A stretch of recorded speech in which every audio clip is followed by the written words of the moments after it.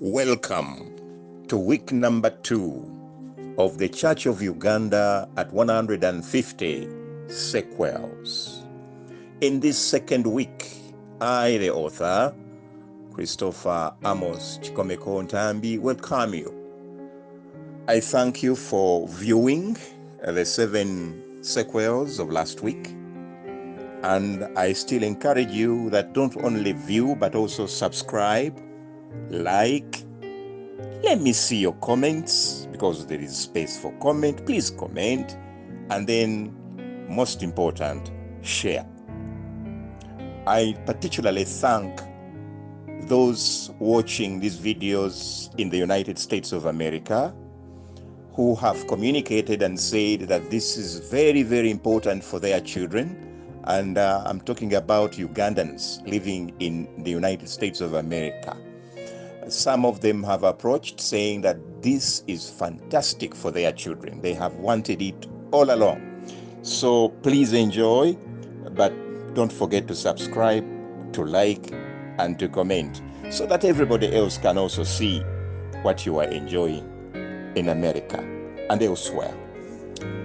This week, we begin with Seqeul number 8, but to give you an overview, the week is going to look at the state of the Christianity in Uganda 10 years later. And definitely that will take us into the martyrdom, the first martyrdom that we experienced in Uganda.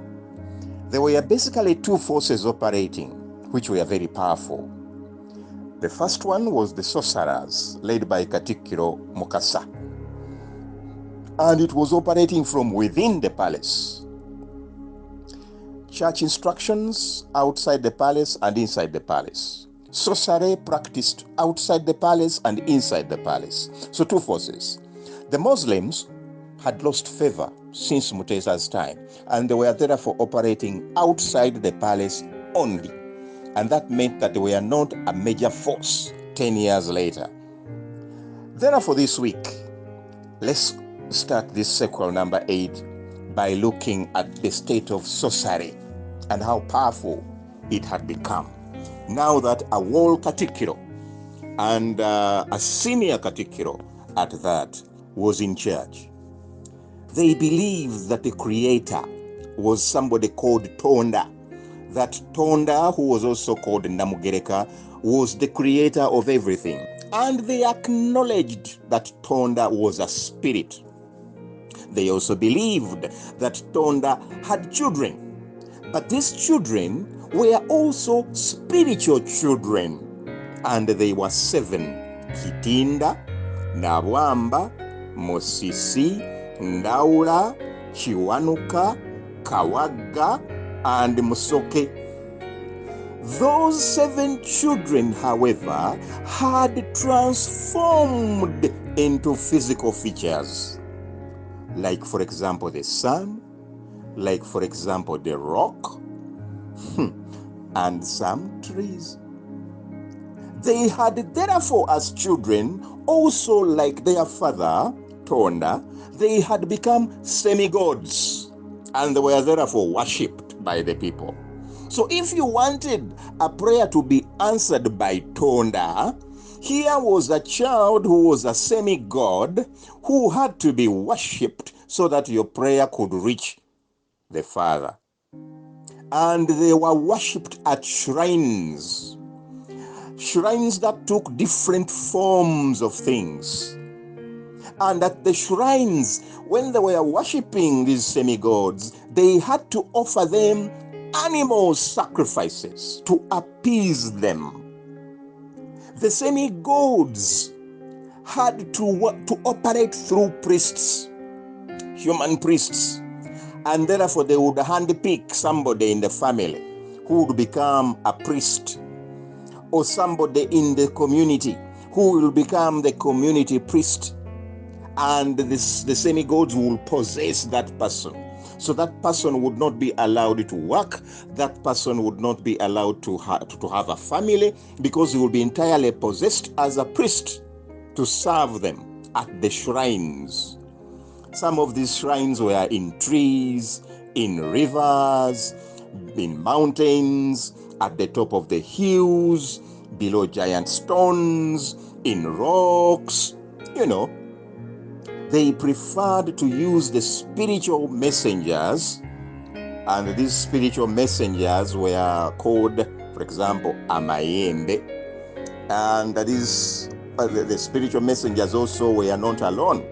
They had to have shrine soldiers. So the shrine soldiers were called emisambwa. Then there was a transition between the Abawawa or Abasarange dynasty and the Chintu dynasty when Chintu took over. And the Muwawa therefore stopped and the Kintu dynasty began. The Kintu dynasty were very good. They inherited everything from the Abawawa culture, including their gods. But there was a revival. A revival of the same happened on Seqeul Island. And the semi-gods became more and included even women.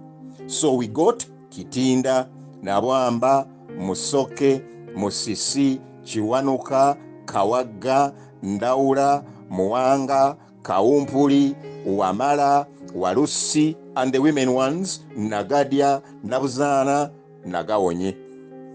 There was one god of the skies, Chibuka, who is said to have been speared, actually a semi-god, who was believed to have been speared to death during war with Bunyoro, in which Sekabaka Nakabale also died. So they prove that their semi-gods could die. Yeah.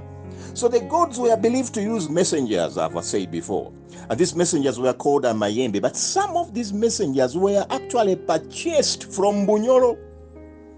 And they were brought and operated in Buganda. And for them to operate properly, at their shrines, they had to be site custodians or site soldiers, emisambwa. And these were very tough in operation. They believed that they were very tough.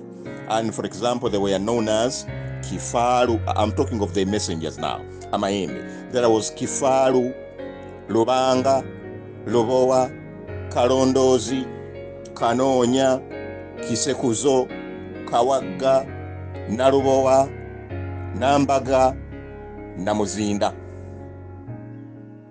The gods, to operate, they had to possess somebody as a priest. And this priest would use very funny human voices to communicate. But I won't go there.